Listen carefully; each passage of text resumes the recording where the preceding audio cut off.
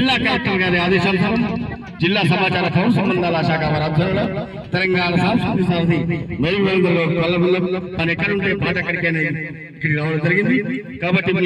మా కోసం సమయం కేటాయించినందుకు మీ అందరికీ కూడా కళాభివందనాలు తెలియజేసుకుంటూ ప్రభుత్వం చెబుతున్న సంక్షేమ పథకాల భాగంగా కీర్తిలోట ఆ పాట రవణ చందనాల రండి పోదాము రండి